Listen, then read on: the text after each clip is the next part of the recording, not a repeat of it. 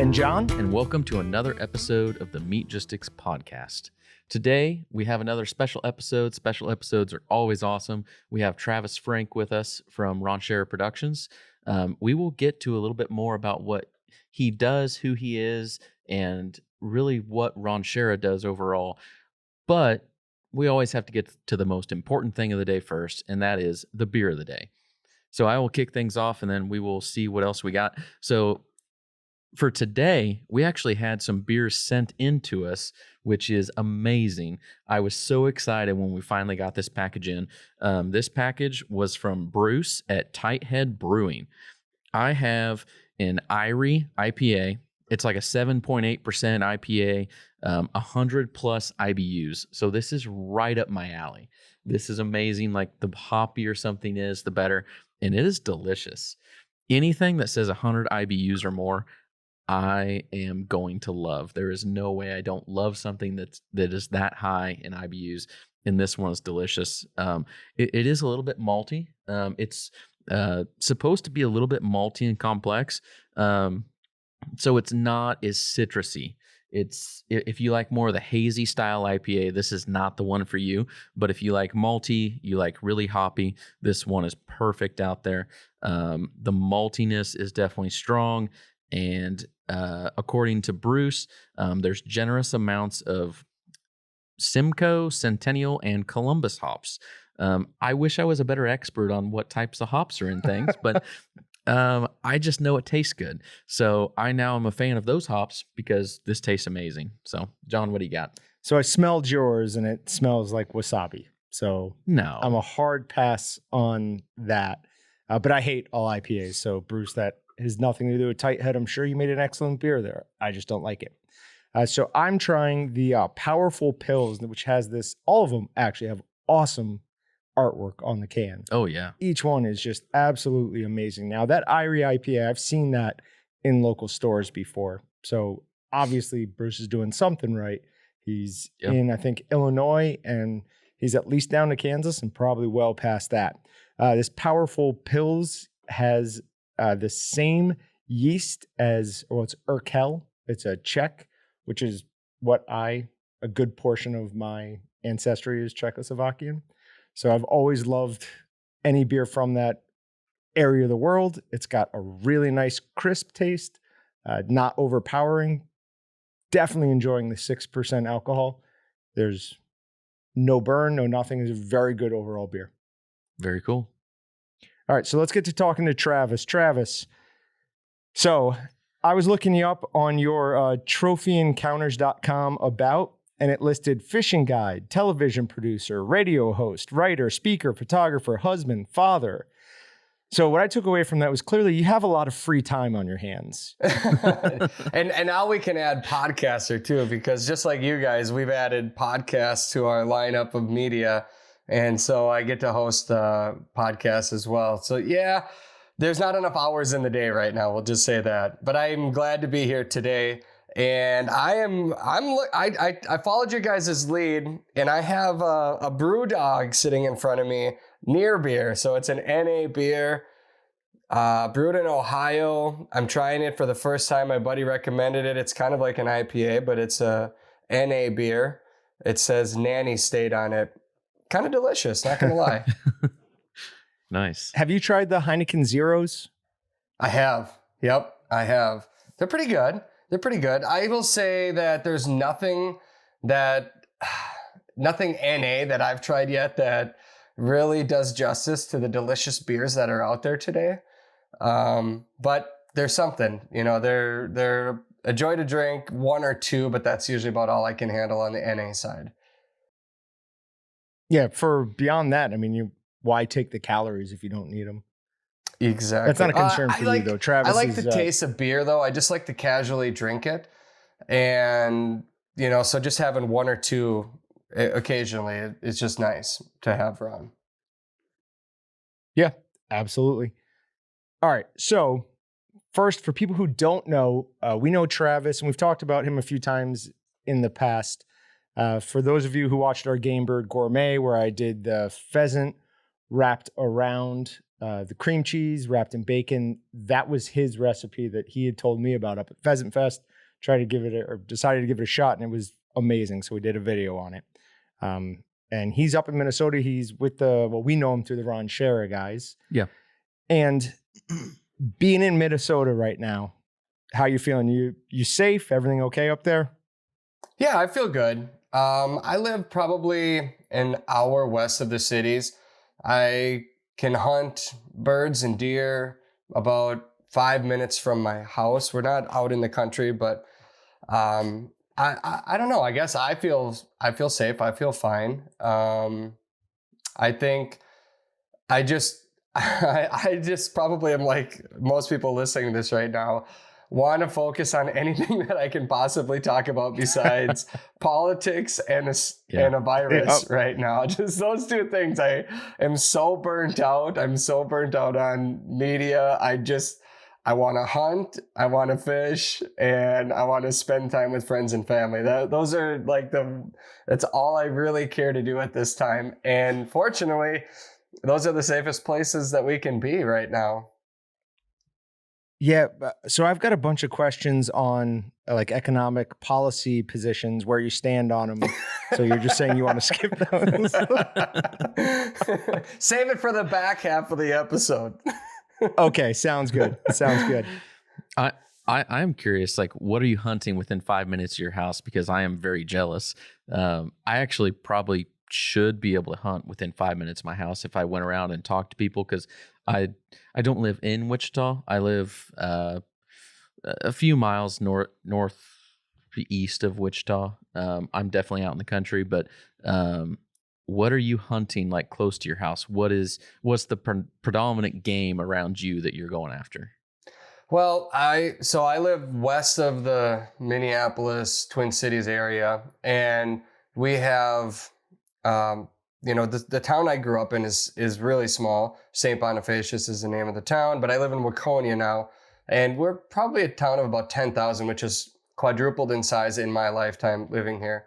But Nice. We have farm fields that we have to drive through to get to the city. So we're surrounded by farmland and trees. So it's a good mix of hunting. We can hunt deer, ducks, pheasants, turkey, and other small game, rabbits and squirrels too. But mainly deer, ducks, pheasants, and turkey are the main species real close to where I live. But it doesn't take too long to drive a little bit further west.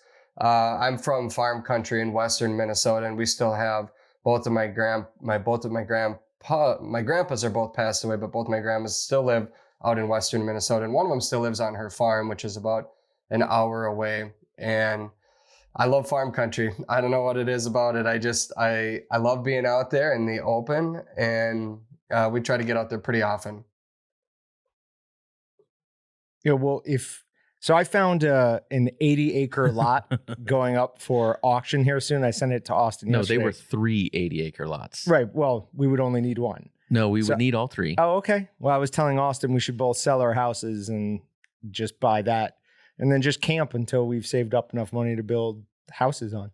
As long as you're okay with losing your wife, because I know I'm going to lose my wife if I do that. Yeah. So.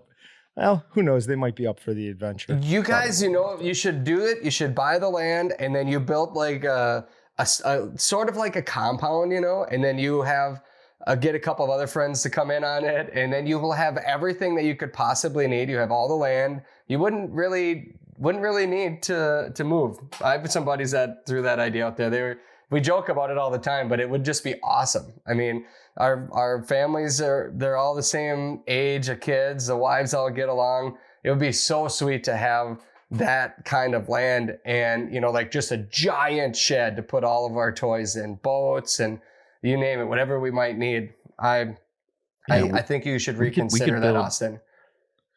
We could build like a 25,000 square foot warehouse out there that then we like put like a loft in for like storage space, and then we could each have like our own like little residence area in it, have like the most massive kitchen you've ever seen that was like a common area with like a living room, have our own like family room areas, And then you could still have enough storage room on the inside, have like a couple dock doors where you could still pull in boats and ATVs and all the stuff.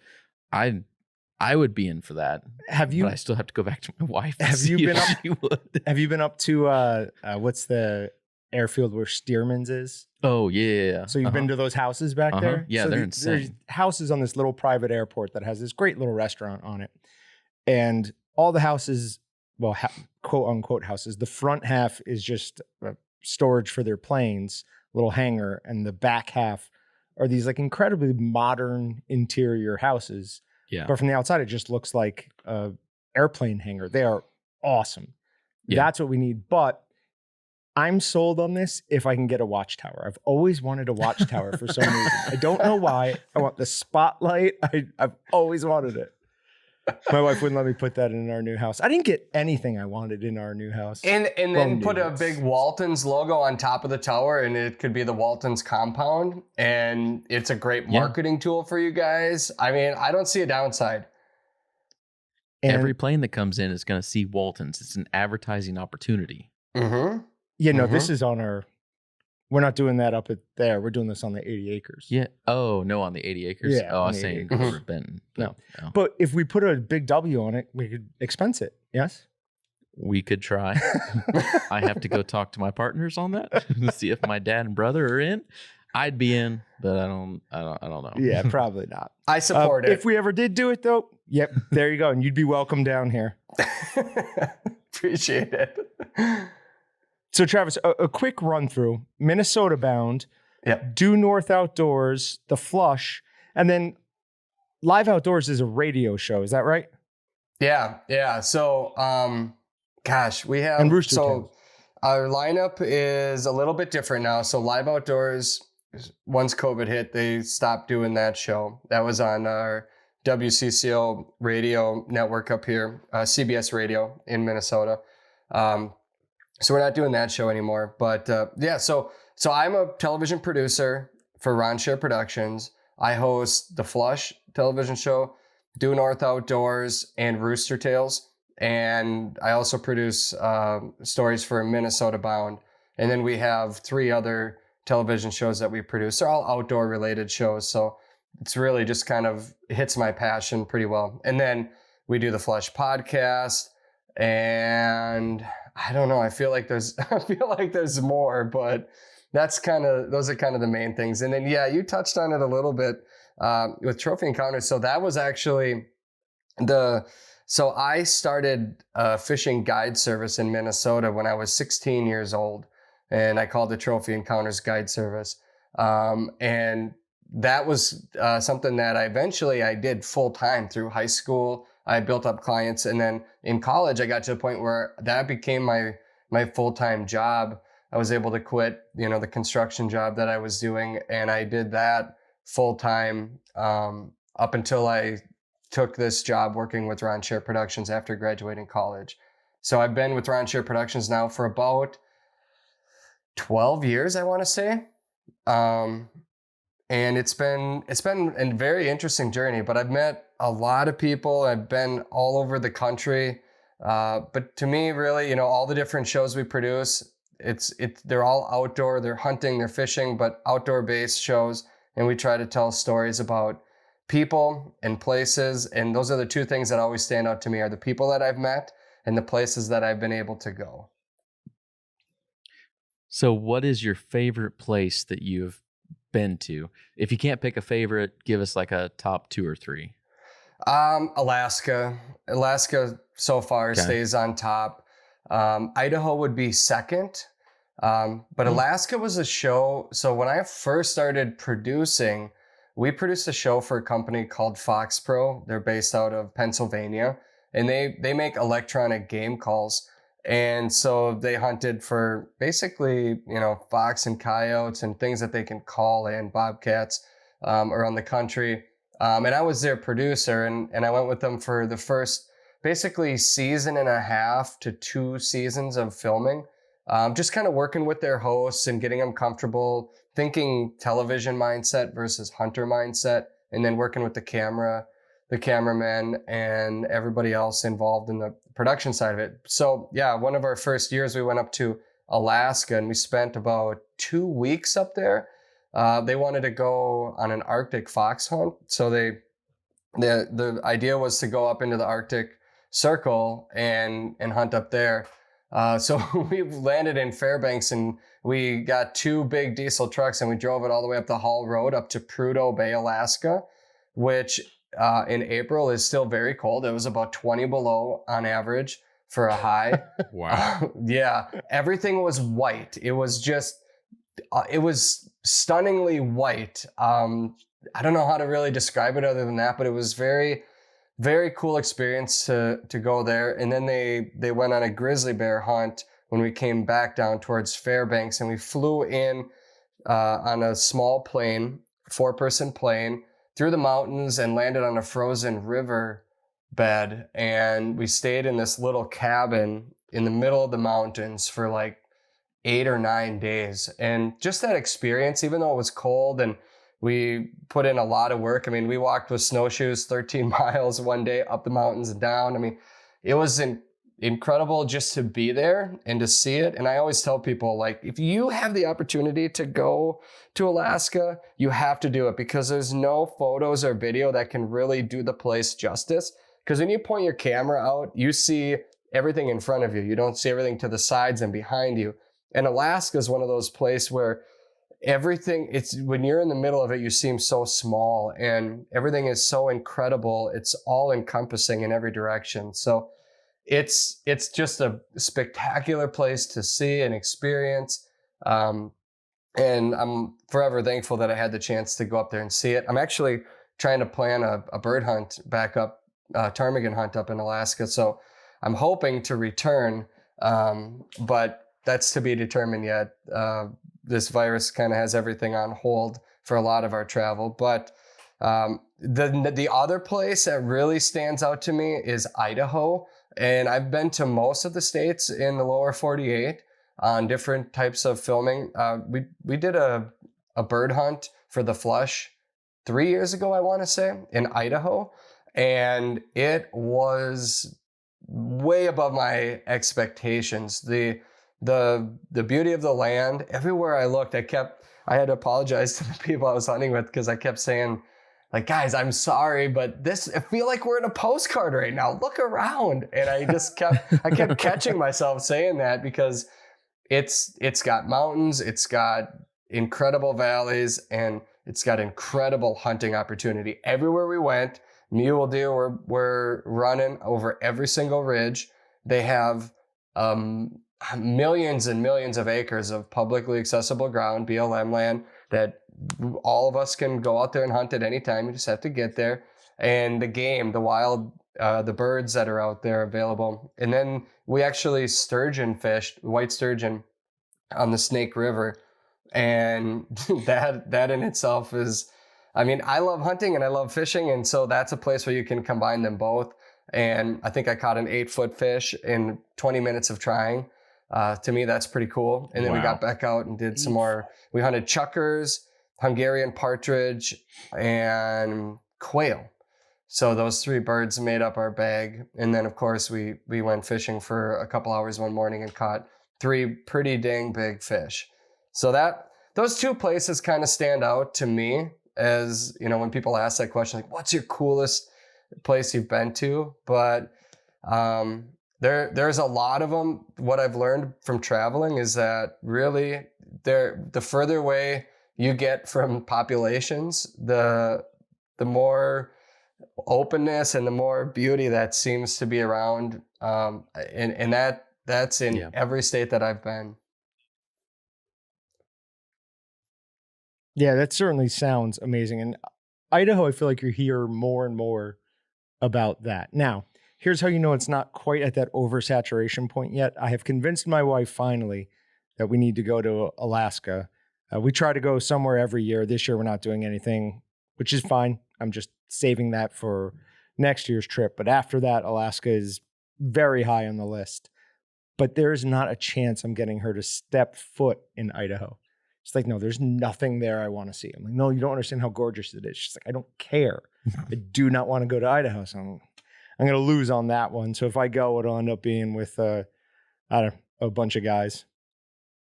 But I'd like to go like ATVing out there sometime. The problem is that is a long way from here. You don't like, a lot of times we always go, to tangent a little bit. We always go on an ATV trip every year. Me and my dad, and a handful of friends. We have anywhere from it on slow years, we have 4 people to go. On busy years, we may have 10 or 12 to go, but we always try to hit a different place, but we always try to go to a place that we can like drive in one day, even if it's like a 15, 16 hour drive. Like we can kind of do that if we have to, but we usually hit Colorado, Wyoming, somewhere in there. But Idaho, yeah, it would be awesome to go out there, but that's a little bit of a longer drive. Someday we'll probably make it, but that's not like a immediate trip that's going to happen. But it's one of those states that a lot of people, I don't think they think about at all. Yep. But it definitely has its own beauty and its own kind of draw to it. But yeah, I would now say I have to jump back to some. Oh, I was going to say one last thing. Just show your wife a photo of Twin Falls, Idaho, and it might change her mind. There's a lot to see and experience out there. Yep. I will check that out. Now I have to run back to what you said. You said they went on a grizzly hunt. I can't hear anything with bears and not want to dig deeper into it. Did you go? Did they get one? If so, how big? Did you see any? Have any encounters? Oh, no. I wish I could say that we had an incredible encounter and a bear charged the call and we captured it all on film. But unfortunately, the cold front that we arrived to, like I said, it was cold, 20 below zero. The bears did not come out of hibernation. So it was one of those hunts where I just looked at the guys and I said, what were you thinking here? What were we thinking planning it for this time of the year? And they said, well, if you get them when they first come out of hibernation, they're very aggressive, they're hungry, they will respond. So they wanted to be there in the event that they timed it just right. Unfortunately, they did not time it just right and had to make a return trip. But I didn't go back on the return trip for that. They did, however, call a bear, but it wasn't one that they felt like they wanted to pull the trigger on. So they never included that one in one of their television shows. So it never made the whole trip was for nothing other than incredible memories on my end, just from seeing that country, from being out there. I mean, when we flew in, I remember, and I'll make this quick, but we flew in a very bad storm, and the pilot turned our plane around and landed and said, we're not going in, and then changed his mind. And we flew in through this valley in the mountains trying to hit this opening in the snowstorm. And at one point we did a full 360 in the air in the plane, and I thought we were dead. I seriously thought we were going down. To this day, I hate airplanes. I've just, I can't stand them. I vowed that I would not get back in that plane to leave. That pilot, after he dropped us off on the frozen riverbed, we never saw him again. We had to find a different pilot to come get us out 8 or 9 days later, however long it was. And the guide didn't come in that day because another pilot that was supposed to fly him in said that I won't fly in those conditions. And so we stayed in this little cabin, a couple of Minnesota guys, my cameraman and I, and he gave us, he told us where the rifle is and where we got to walk to the river to get water. And so we were self-sufficient by ourselves in the mountains. I don't know how far we were from the next human, 100 miles, maybe, something like that. I mean, just the experience alone. That is amazing. Yeah, exactly. He said, don't walk this trail without the rifle. And, there's a lot of wolves around, which a wolf pack killed a moose right outside our cabin that night.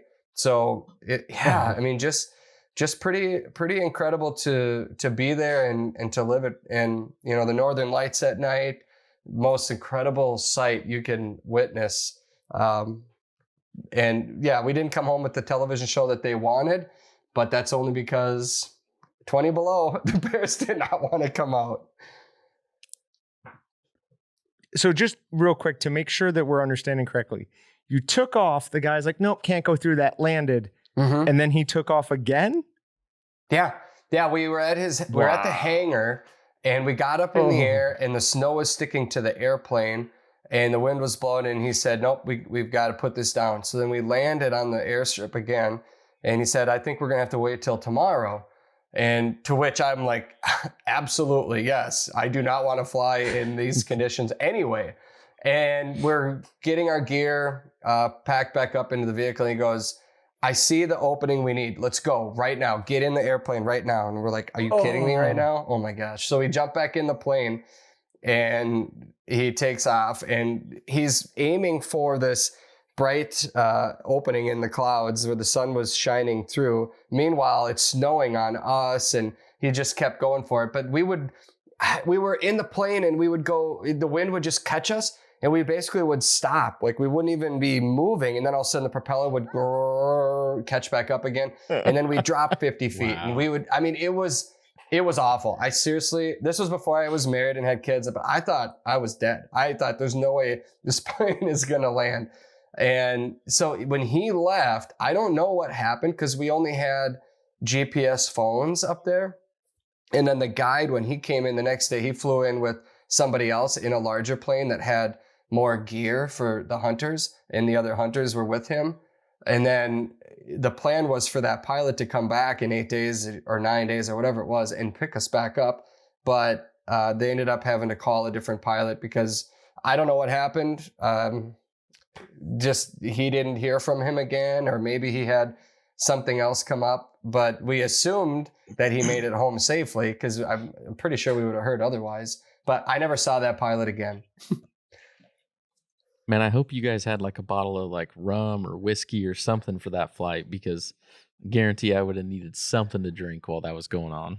Right. Yeah, There was tension's no probably high. drinking. There was no anything. I was holding on to this rope above my head, and then this rope that was attached to the side as if it did anything. But I was so clenched tightly, my muscles, I remember being sore the next day, because for an hour I was clenched. All the muscles in my body were as tight as they could possibly be. Wow. Yeah. Yep. Tiger Muskie's a combination of a muskie and a northern pike. I never understood. So shouldn't they be smaller than a muskie? Because pike's good deal smaller than a muskie. Yeah. I don't understand that though. Aren't tiger muskies at least as big as a muskie, if not bigger? Or am I wrong there? But I always thought wrong on that. There's actually different genetics out there in different strains of muskies. So like in Minnesota here, we have experimented, because most of our lakes in the northern third of the state are natural waters that have muskies. Everything in the southern 2/3, for the most part, they're all stocked fish. And we took fish out of a small lake up in northern Minnesota by Canada, and it's called Shupak Lake. It was an accidental find, but they found that the lake was overloaded with muskies. And so they said, well, let's take those fish and use them as stock, and plant them in other lakes. Well, they found that those fish didn't grow to 40 inches in length. They grew really slow. They took muskies out of Wisconsin, because for a while there, back in the 70s and 80s, Wisconsin was the place to go. And they learned that the Wisconsin strain of muskies, a lot of those fish grow really slow as well. And they didn't reach very large sizes in comparison to what they ended up on, which was the Leech Lake strain of muskies. Now those fish grow fast, and they grow really, really, really large. So it's common to see them over 50 inches.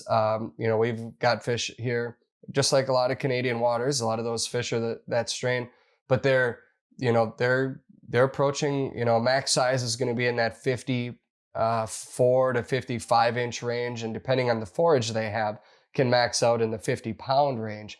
So they're a big fish, but they are different than the northern pike, because you can get a 55-inch a 50-inch muskie, and in relative terms that's pretty common.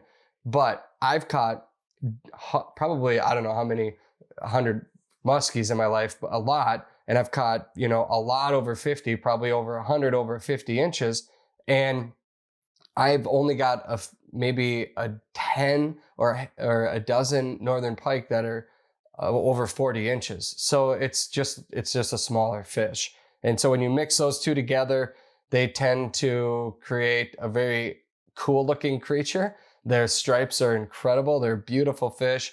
But I believe the state record in Minnesota is 52 inches, and that's very, very rare to see a tiger muskie reach that size. You know, mid 40-inch range is a big one. And there's just not a lot of them. They used to stock them, but they don't stock them in Minnesota anymore. So when you get one, it's a natural mistake, and it's a beautiful mistake. We just don't see it too often here. Because they're sterile, aren't they? They can't breed. Correct. It's my Correct. understanding Yeah. of tiger. Okay. Yep. All right. So I looked up that Leech Lake muskie. First of all, they are enormous. Just looking at Google images. Are they a slightly lighter shade, or is these just all caught at a certain time of year before they've really darkened up? So I'm seeing a lot of real light. Yeah, they're different colors of the fish based on their habitat. So and also based on their age too. So a muskie looks very, very, very silver and dark spots when they're small. When they reach about 40 inches in length, those spots really stretch out. And that's for the Leech Lake strain of muskie. There are waters in Wisconsin where they are really dark. They almost look green. It's like a greenish silver. So it really depends on the genes of the fish, and also on the waters that they live. A lot of times if you see fish in dark stained water, they look really, really light, really white colored. That goes for, you know, crappie or bass in the South, or even in Minnesota. We have lakes that are extremely clear, and you pull that bass up and the markings are just dark and beautiful. And the water that's really stained, that doesn't have the sunlight, the pigments in their skin don't show. And so everything is just a really pale colored and white. And so the fish really look different depending on their habitat. Yeah, I have a little neighborhood pond in my backyard. It's just 3 acres maybe. There's some big bass in there. I think somebody said they caught a 7-pounder. I've caught a 6-pounder.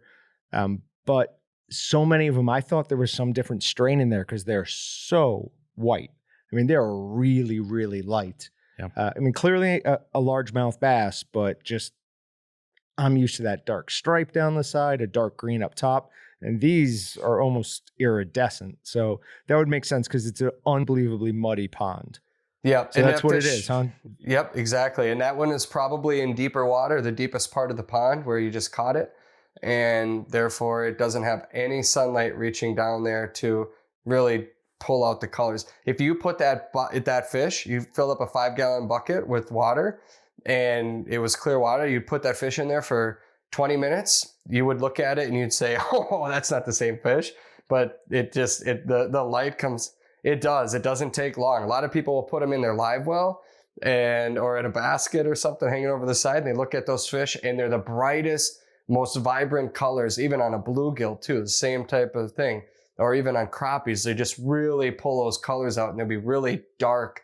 The blacks are really black and the silvers. And so, yeah, it's all about the sunlight on their body. All right. So small neighborhood pond, muddy bottom, bass, and there's some catfish, but I don't really care for catfish. This time of the year, we're right at the beginning of September. Well, we're end of August. What is the best thing I'm throwing out there for them?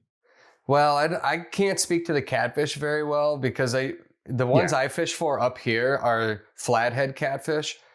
We've got some rivers that we fish them, and we use bullheads. We actually go to the neighborhood ponds and catch buckets of bullheads, and we use that as bait. But we're talking 40, 50-pound fish. Now for bass, the fall bite, one of my favorite ways to catch them, because the nights are cooler. The fish are going to be sliding up into shallower water, enjoying that cool water. But the frogs now are going to start migrating. And so throwing topwater baits like frogs are just one of the most exciting ways to catch bass any time of the year. And fall is the best time, in my opinion anyway, one of the best times of the year to throw the frogs in the water. And it's a lot of fun. Even though I have no lily pads and no water grass, really. Yeah. I'm still okay on a frog, you think?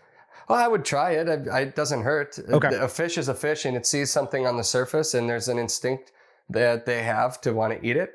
You'd be surprised at probably how many frogs are migrating through, regardless of lily pads, because, well, at least in Minnesota, where everything freezes up, those frogs, they burrow down into the lakes and into the streams and rivers, and the fish will go down in the mud and root them out and eat them. So there's walleyes especially are notorious for eating frogs in the fall when they try to winter into the lakes. So I would imagine you'd be able to catch them there too.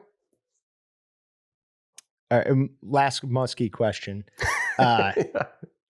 Always heard the story of muskies eating ducklings. Have you ever seen any evidence that that's true? Oh, 100%. Yeah. I've watched muskies. I remember years ago, there was this big muskie. I figured it was about a 52, 53 incher. And I had seen it. It kept following my bait, and it was on the edge of these reeds that were sticking up in the water. And I had two people in my boat with me at the time, two customers, and we were driving up. I said, guys, there's a big one right off the point of these reeds up here. When we get a little closer, you're going to be within reach. Just as I said that, two wood ducks came sailing down. This was in September, so they were full-size ducks at that time. Two wood ducks came down. They sailed and they landed right on the edge of the reeds.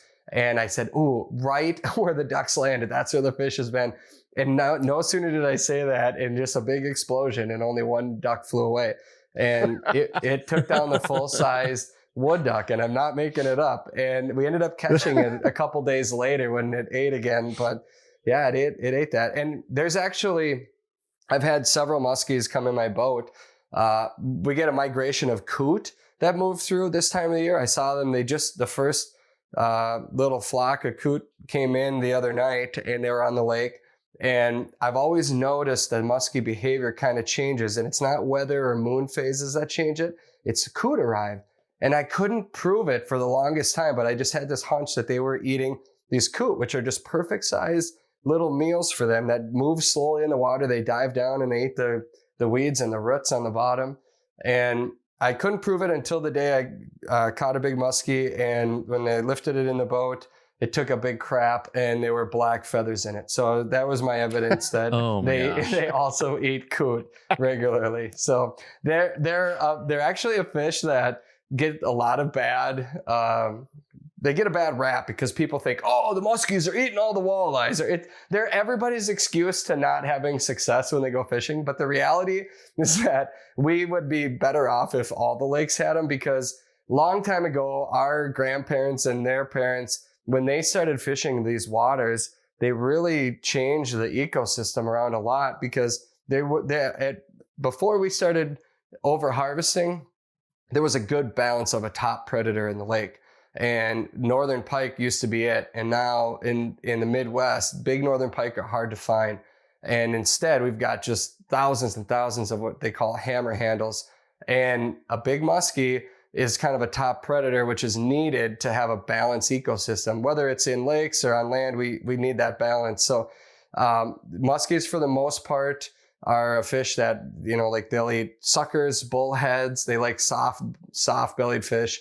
They do not like walleyes. Every study that's been done keeps proving again and again that they don't like it. But walleye fishermen love to say, muskies are eating all the walleyes. So they do get a bad rap up here, and it's not valid. It's a fun fish to chase, no doubt. I hope you get to come up, and I hope I get to show you, and I hope I get to take a picture of you holding it, because beyond hunting muskies, I always tell people when we go out there, like, guys, we're not fishing today.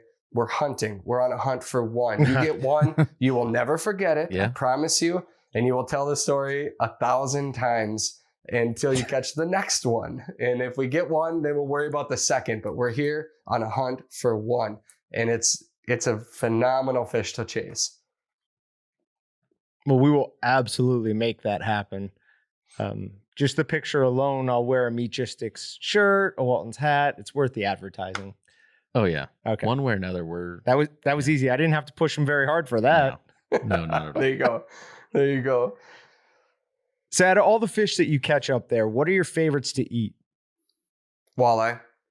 Bluegill would be second. Perch, I would say walleye, bluegill, perch. Sometimes bluegill takes over for walleye. I go back and forth on it. They're all really good. It's really just how you prepare it. And I do try a lot of different recipes. Obviously, deep fried fish, that's kind of, you bread it, and there's different breadings and different ways to make it. And I have a variety that I will use, but I also have baked them, grilled them, and I haven't smoked them yet, but there's certain fish that I'll smoke, not the prized walleyes though. So how big are the bluegill up around you? Because you say bluegill, and I don't think of anything very big around here that's even almost worth eating. Like, well, it takes about it depends on your appetite, but when I keep bluegills, we're usually looking at, for my family, I need 20 of them.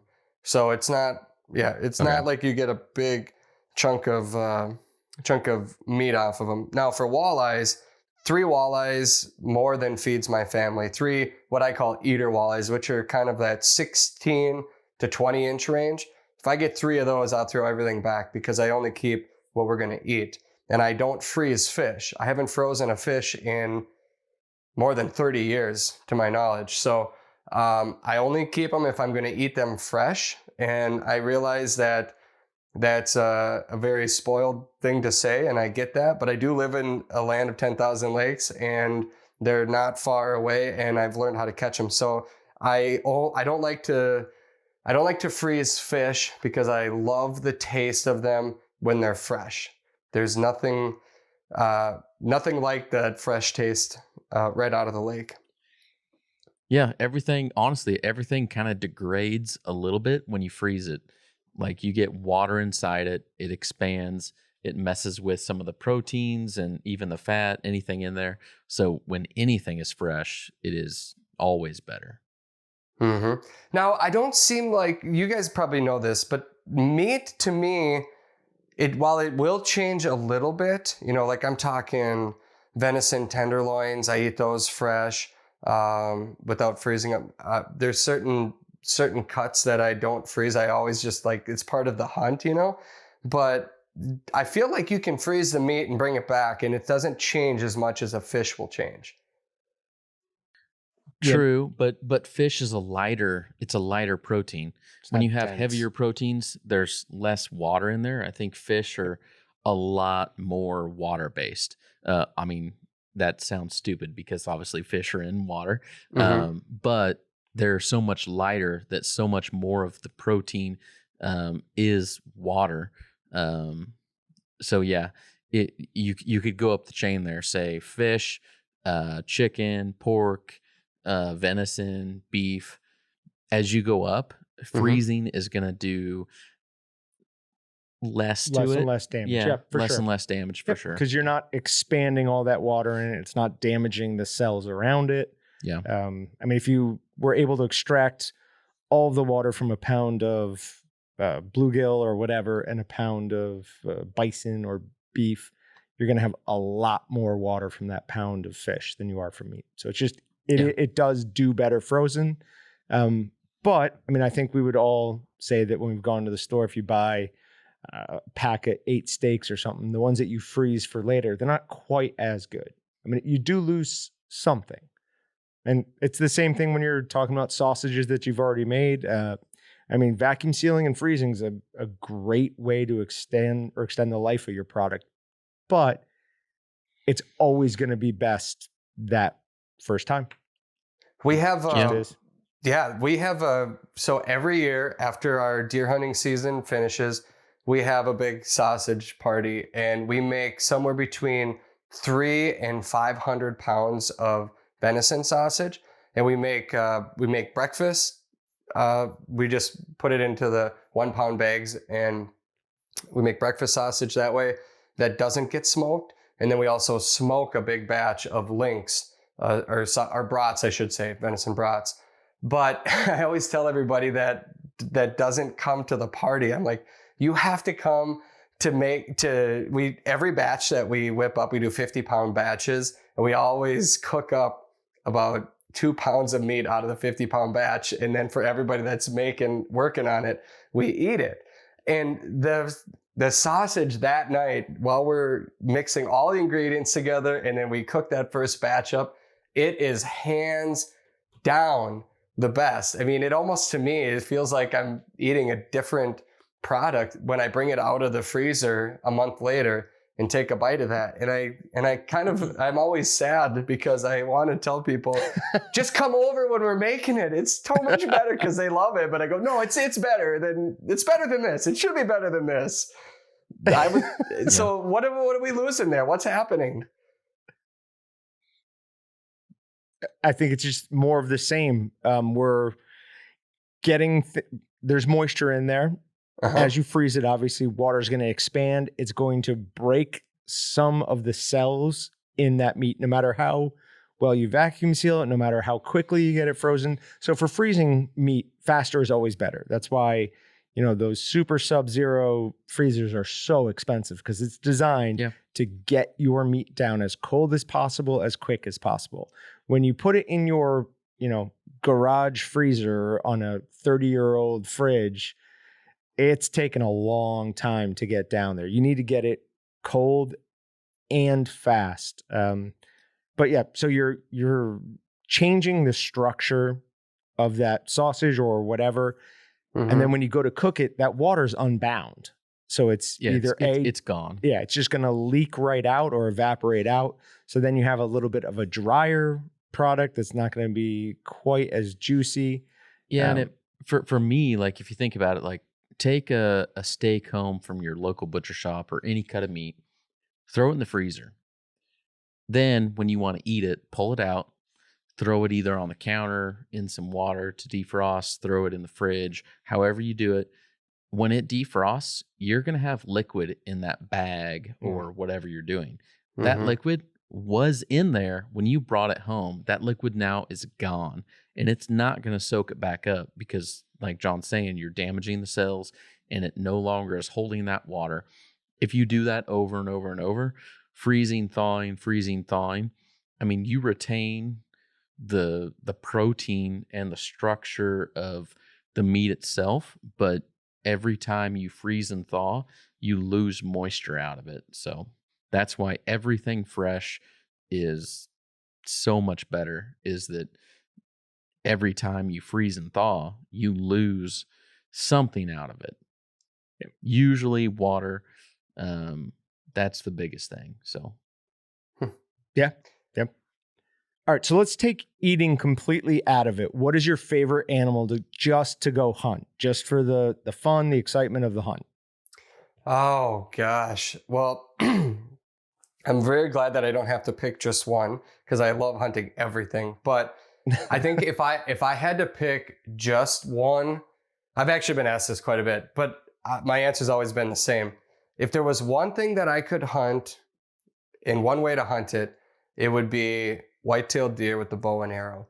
The first deer I ever shot in my life, I was 12 years old. When I finally was old enough to legally go hunt in Minnesota, I shot my first deer with the bow and arrow. And there's always been something about chasing that animal with the bow that takes everything to basically the highest level. You've got to defeat their eyes, ears, and nose and get within. I've never shot one more than 25 yards away. I just don't take a shot unless it's a good one. So to get within close proximity to a whitetail, and then now I've got family and kids, so I like taking a doe or two, depending on how many I can.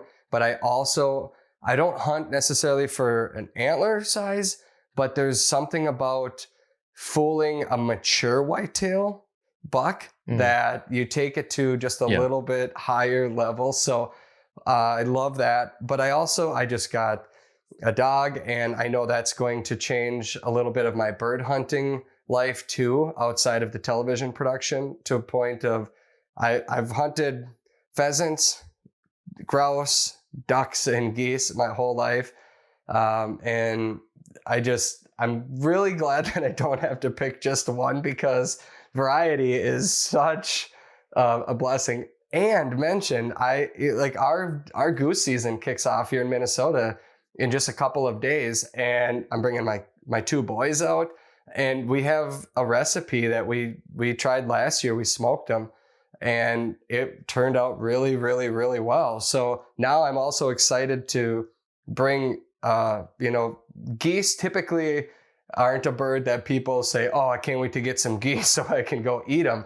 But we've been experimenting with a lot of them.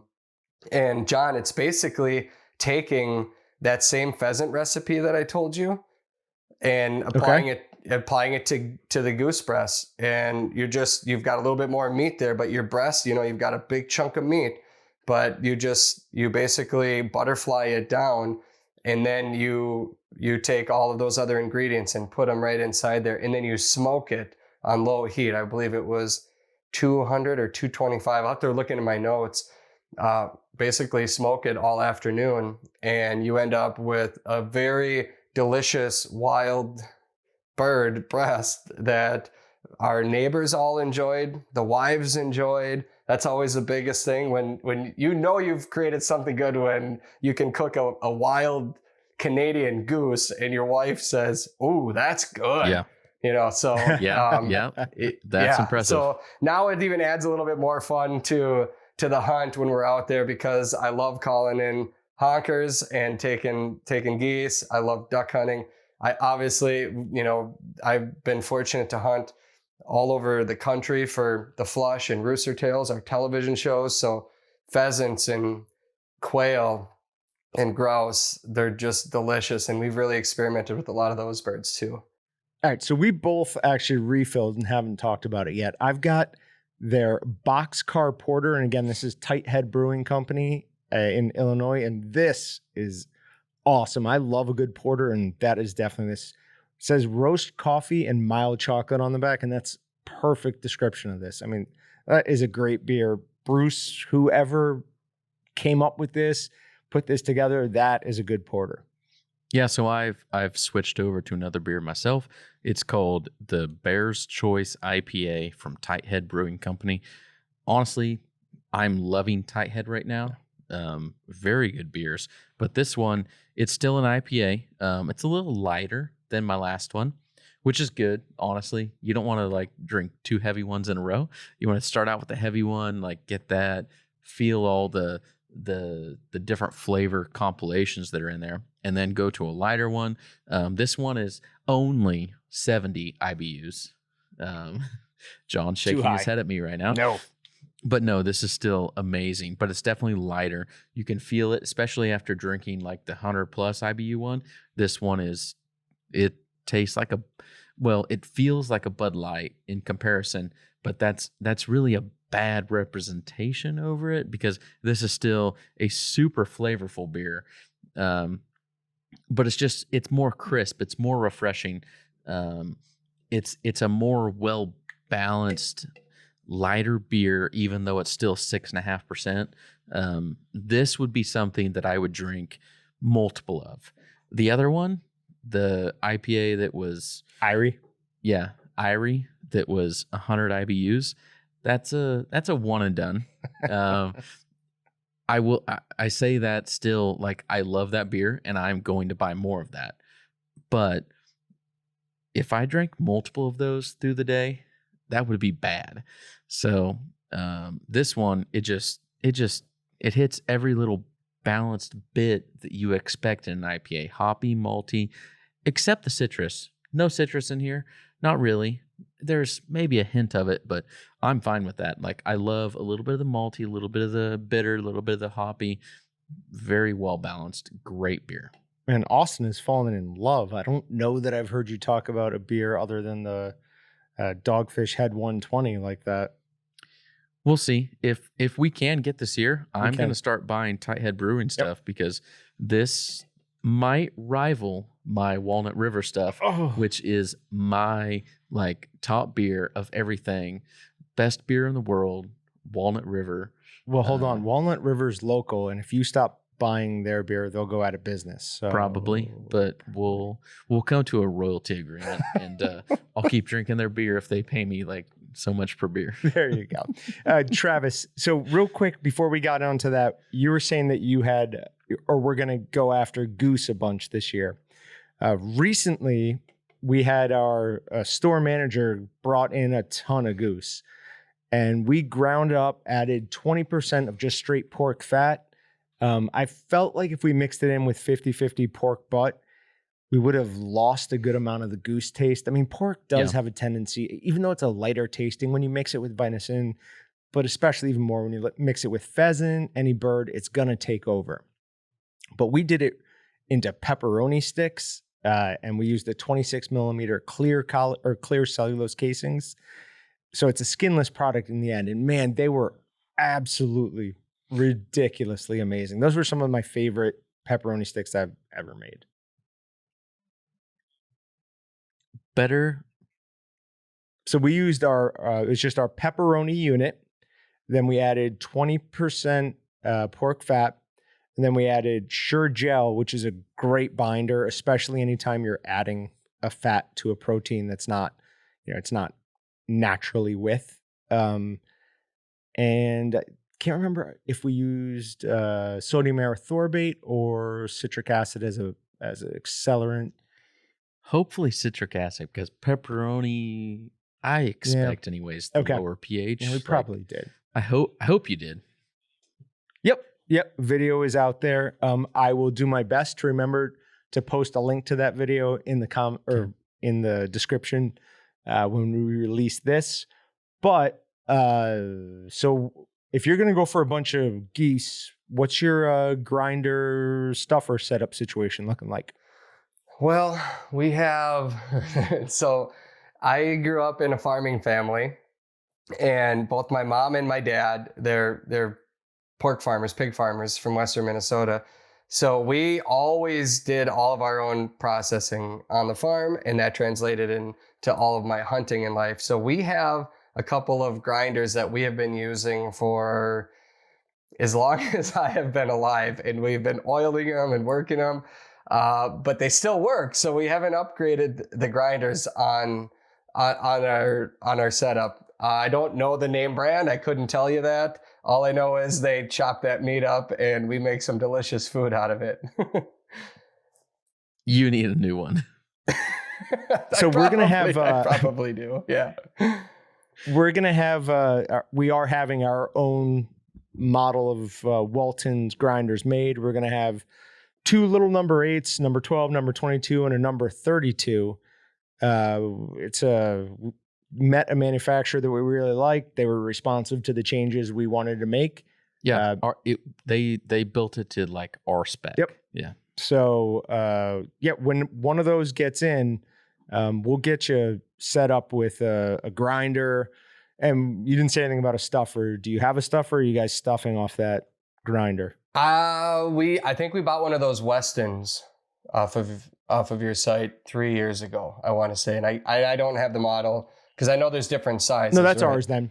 If it's a stuffer that you bought from our site, it's ours. So we will allow that one to continue staying there. Okay. But yeah, when we get these new grinders in, we'll get in touch with you. We'll figure out if you need a 22, 32, 12, whatever you need. We'll get you up one of those.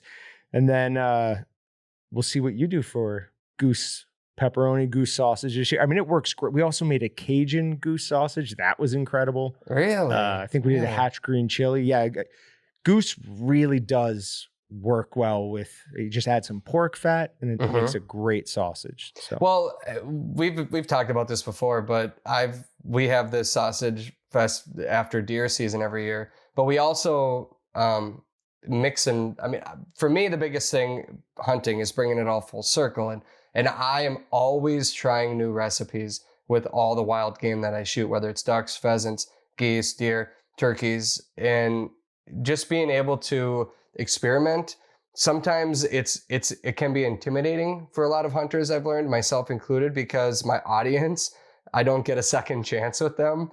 My kids and my wife, to be specific, if I make a bad batch of something, I'm worried a lot of times that they're never going to eat goose again, or they're never going to eat deer again. And for me as a hunter, I enjoy the hunt, but there's also the satisfaction of knowing that I'm providing for my family when I bring it home. And when I see that they enjoy it, I love that. So I get nervous sometimes when I try some new things. So I watch your videos to come up with ideas as well.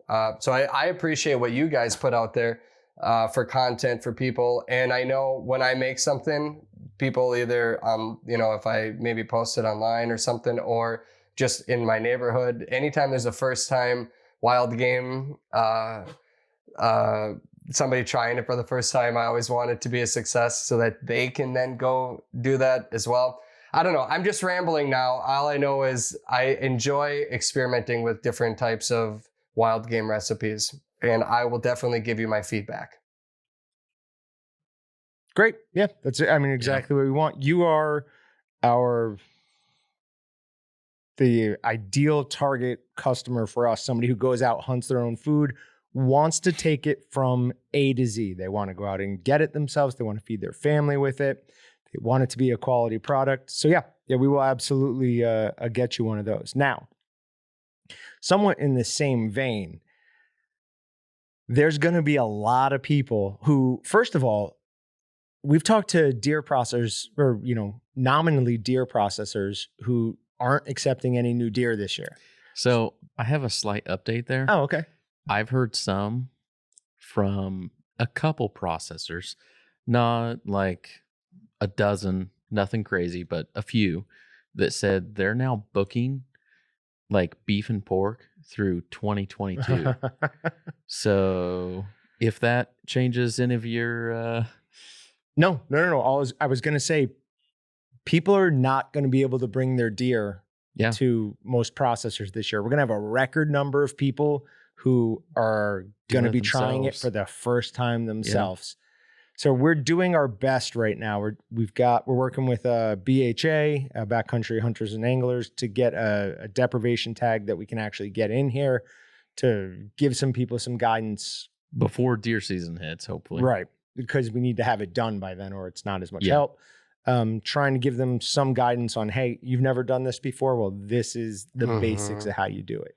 And I think my thought on it, at least, is we're gonna take out the back straps and tell everyone to grind everything else. Don't take out roasts. Don't do anything. Just get it off the animal, get it cold, and get it through a grinder. I mean, if you have not even the roasts are so specifically good. Want for a first-time guy trying to do that who's never done it before.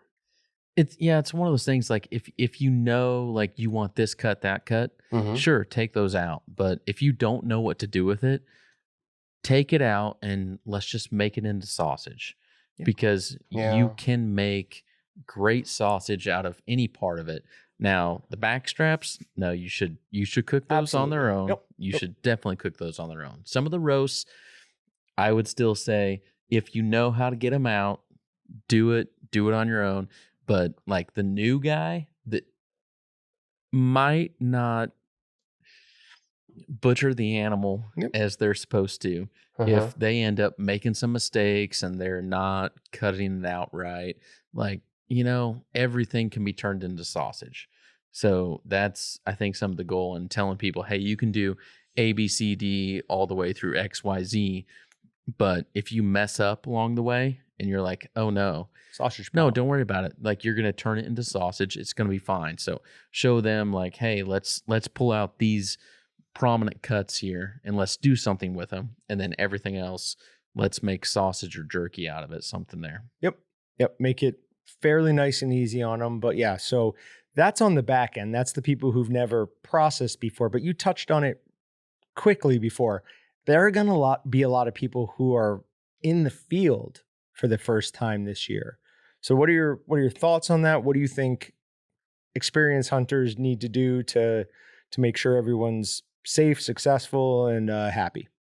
Yeah, I guess I didn't even really think about the butcher shops being all booked up. That's going to change a lot for a lot of hunters. Do you guys have just a deer processing 101 already built for your homepage? Because I can vision it getting flooded come November this year. Yeah, We have like a 101 page, more or less. Like once you have it, like gutted, skinned, like deboned. Yeah, and once you have it off this, the like, animal. Once you have your meat out of it, sure. But we don't have that beginning process. So that's what we're going to be working on here. Getting something that's more like at the very beginning of things. Like what can you do from the time you shoot the deer? How are you going to do everything to get to the point to where you either take a whole muscle cut out of it, or you make sausage out of it, or you make jerky out of it? What do you do with everything? And that's what we're working on right now. Yeah, oddly enough, the reason this is probably more important than ever, COVID, is also what's making it impossible to do. So it's we're definitely doing everything we can. We want to get obviously we're going to do it 100% legally. We're not going to do anything crazy. You're not going to go shoot a deer I hit tonight one with my truck on the way to work. We are not going to hit one with if I hit one with my truck, I'm throwing it in the bed. Just thinking, I'm like, wait a minute, we probably could do that. But yeah, we're just trying to. I mean, that's the entire reason we created Meatgistics. Yeah, and when I say we, I mean Austin. Yeah. We wanted to give people a chance to get the most out of whatever they purchased from us. And the best way to do that was with giving them as much knowledge as we could. Yeah. Normally that's just hey, we want to make sure that you get, you're happy with the snack sticks you make out of your deer or your pork, whatever. This year, it's more than that. It is, we want to make sure that you're not stressing too much about where your food's coming from. You've got it all handled. So it's just a different thing. Yeah. Well, to get back to the original question, so I really believe that we are going to have just a very large amount of hunters heading into the field, whether that's in search of pheasants, ducks, geese, deer, all of them, because look what happened across, I'll just say from my own looking outside right now, the lakes are just absolutely packed with people. People are looking for things to do outside, and they're going fishing for the first time. They're most likely going to hunt this year for the first time. Not everybody, but there will be a lot of them. I just almost guarantee it. And I had a friend of mine who's never hunted before, but my kids, they got a bow and they were shooting it all spring and summer. His son got a bow because he saw our kids shooting the bow and arrow. Then when his son was shooting, he thought, well, I want to do that. Now he wants to hunt. So we were talking just the other night and he goes, hey, I got a question for you. He goes, I don't think this is going to happen, but if I get a deer, will you help me? And he was being 100% honest. He goes, I don't think I'm going to get one. And I go, hey, you can get one. I'm going to help you. I want to help you. I want you to get one. And if you do, he goes, can you walk through on the phone with what I do afterwards? If, when I shoot it? And I go, you mean gut it? And he goes, yeah, is that what you call it? And I go, yes, you got to gut it. I was like, yes, actually, you call me and I'm going to come out there and we're going to do it together. But I think that's kind of the mentality that we should all probably try to take into the field this year, is that we're going to be seeing probably more hunters than normal, which is going to upset people that are hunting on land where they want to have for themselves, right? So we need to say ahead of time, probably just go into it expecting to see other hunters, and then you might not get so worked up when you do see them. You might be a little calmer. You might try to find out, hey, would you like to hunt with me? I don't want to ruin your hunt. I don't want you to ruin my hunt. Let's do it together. Maybe that's a solution on a waterfowl hunt. Or if you're deer hunting, keep a good distance. But really just I think we need to be more helpful out there. And especially taking care of landowners that might be willing to let us go on their property this year. If they're going to let somebody else in and you see that person doing something that's obviously going to upset that landowner, help them. Don't let them drive into a muddy part of the field and dig it up and putting ruts in their field. If there's garbage on the side of the road by their property, pick it up. It's not yours, but hey, you know what? We need to just go above and beyond this year because of what I think we're going to anticipate seeing out there. And a lot of just advice to people. Even just the other day, I was out on the lake and I saw somebody launching their boat right behind me. And I noticed the license plate they were from a different state.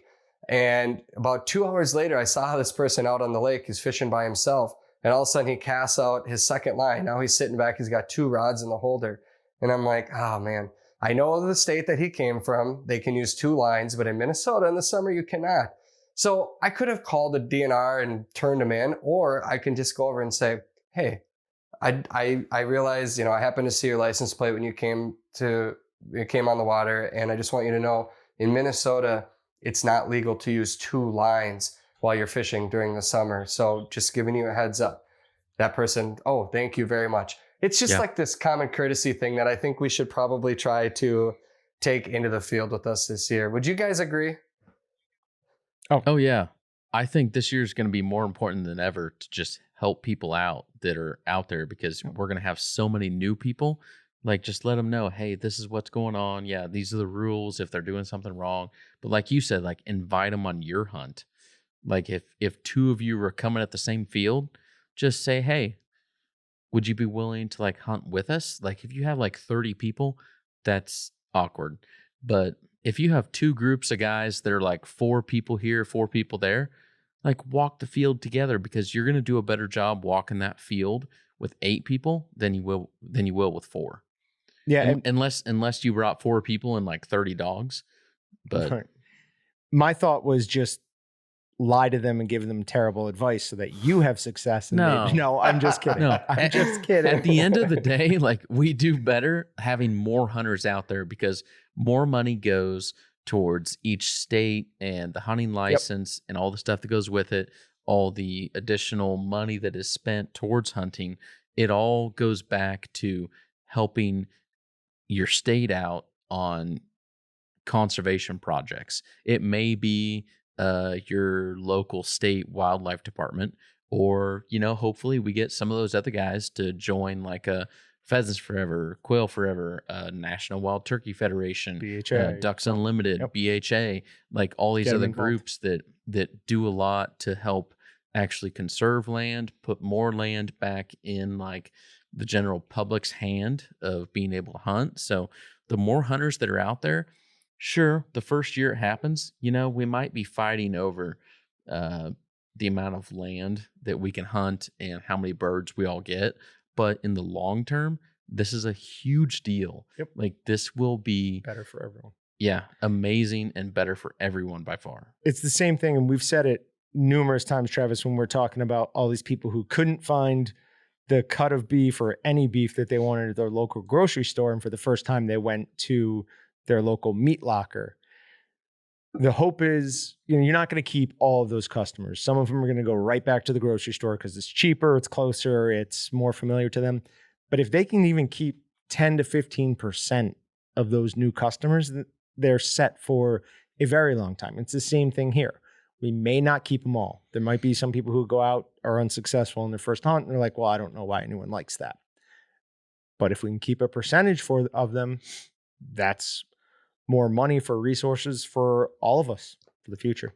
It is. And, we've been complaining as hunters and anglers in America for a couple of decades now that the numbers go in the wrong direction and what that means for habitat and wildlife in general. And the reality is that we're funding our support for wildlife in America, and we need more hunters. Well, hey, we're going to get it this year, but if we're not going to work together to help keep it, then shame on hunters. And I just think that it's the reality that we're facing, and the people that have the experience need to accept that, hey, my role is different this year because of the experience somebody else taught me. If I have that opportunity, even just one person, you can take one person hunting this year, one new person that's never done it before, that's looking to get out of the house anyway, looking to experience something new.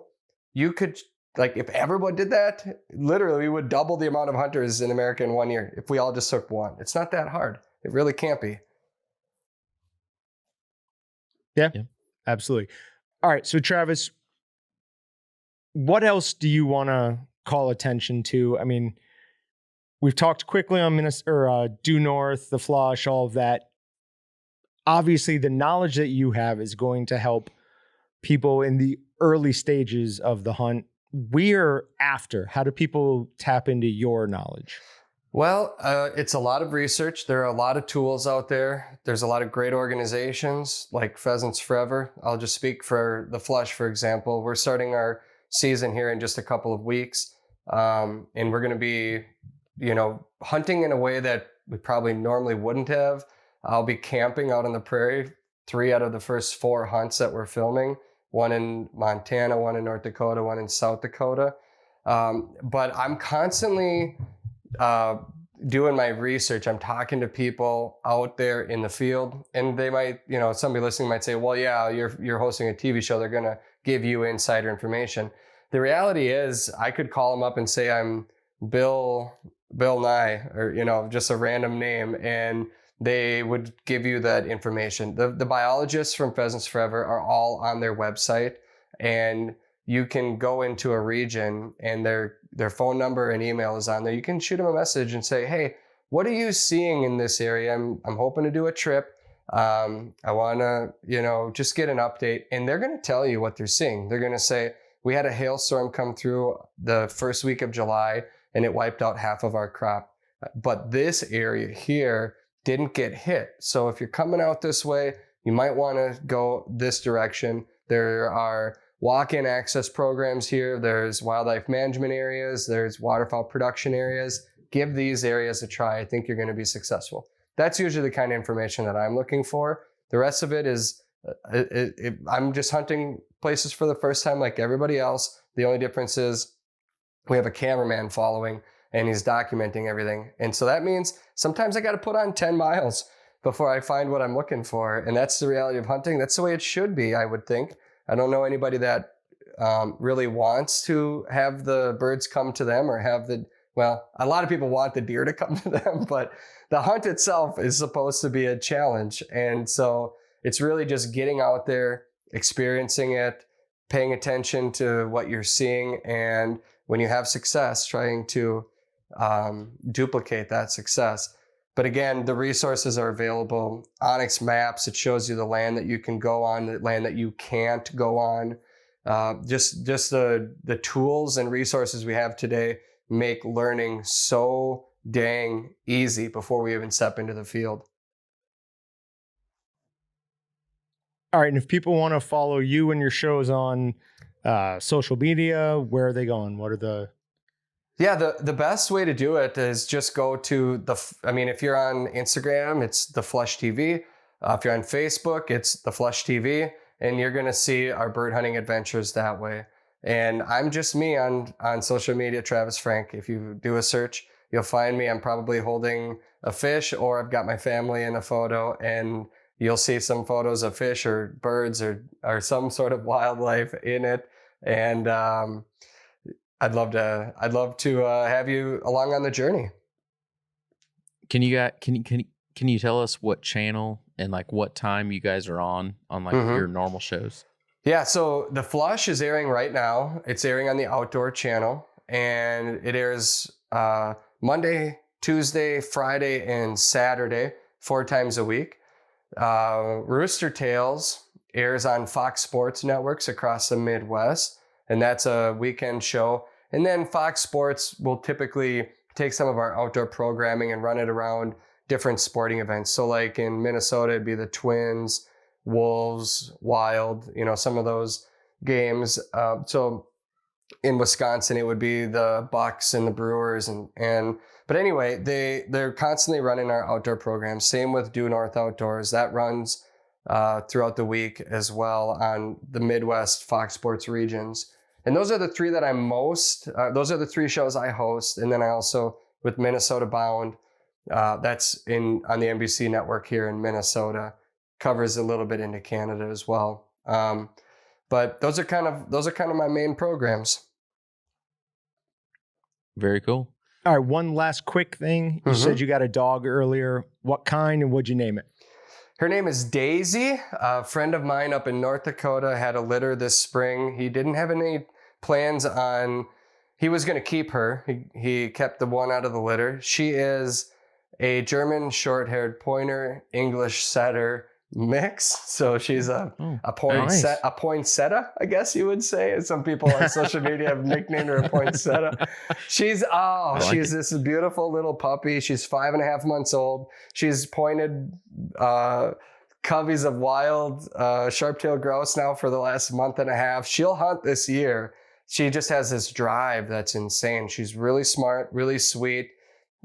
She's the first dog in our family. And for me personally, it's a long time coming, but she's my first dog ever. A lot of things in life prevented me from being able to have one up until now. I'm super excited about it, a little bit nervous because there's a lot to learn. I'm already being drug around out in the fields, and I don't want to be the guy yelling at a dog. So I'm really putting in some time to form that bond with her, and she's going to be a great hunter. I'm pretty sure, as long as I don't ruin her.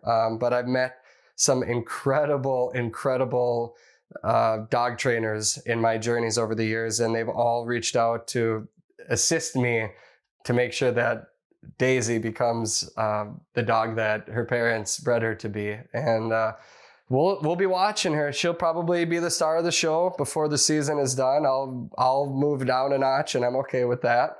But right now, my kids are loving on her, playing with her, and we're very excited about the new addition to the family. That's awesome, man. Well, it was great talking to you. We really appreciate it, and we'll be in touch in the future. Hey guys, thank you so much. I appreciate it. Thank you for all the knowledge you're sharing with me and everybody else. I'm one of your viewers, just like the rest of us. Appreciate it. Thanks, man. Cool. Thanks, Travis.